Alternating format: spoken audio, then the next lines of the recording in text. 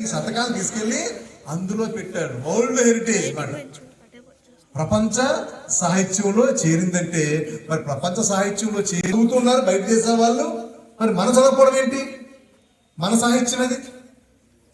మీకు తెలుసా Socrates CP brown British వాళ్ళు మన ఇండియాని పరిపాలన చేస్తున్న టైంలోని ఇక్కడ ఒక ఆఫీసర్గా వచ్చాడు. ఆయన ఆంధ్రప్రదేశ్లో మన తెలుగు ప్రాంతాల్లో పనిచేస్తూ ఈ తెలుగు భాష మీద ప్రేమని పెంచుకున్నాడు. ఆయన తెలుగు భాష నేర్చుకున్నాడు, తెలుగు పుస్తకాలు చదివాడు. అప్పుడు వేమన గారి పుస్తకాలు చదివి ఆయన వేమన మీద పరిశోధన చేశాడు.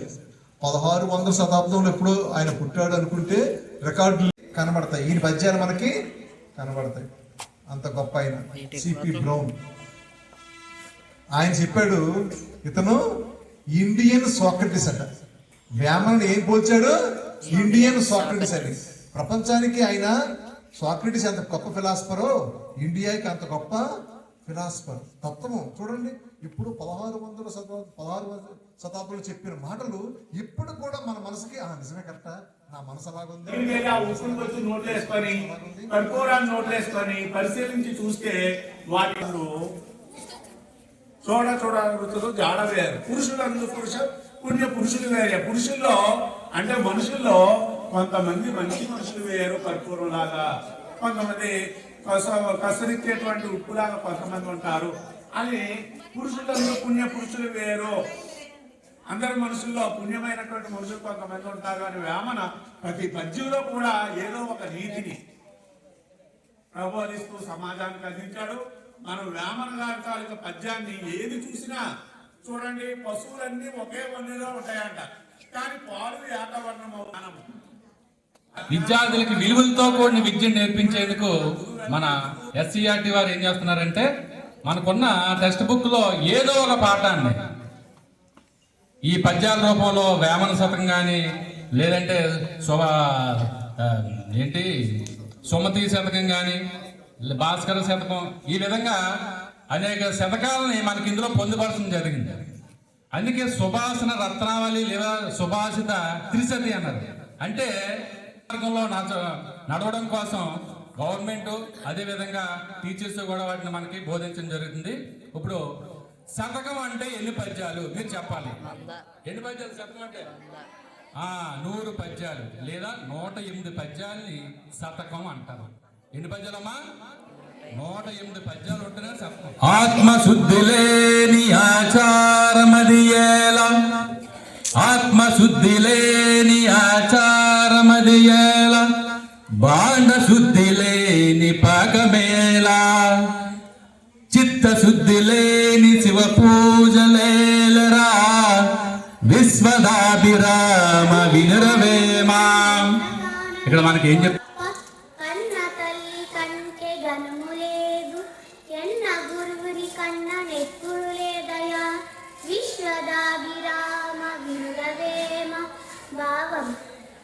అన్ని దానాల్లోకి అన్నదానమే గొప్పది.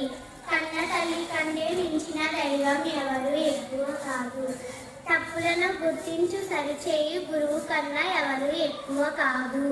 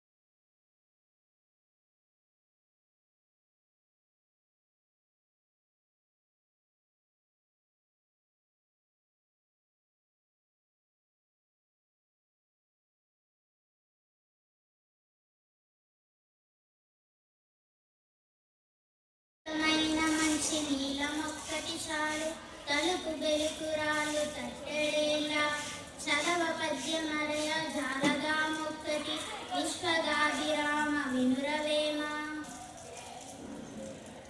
చిల్లిపడిన గుట్టదోపవచ్చు పనికి వీలు కాదు బాగు కూలబడిన నడు కుదురుగా విశ్వదాభిరామ వినురవేమ.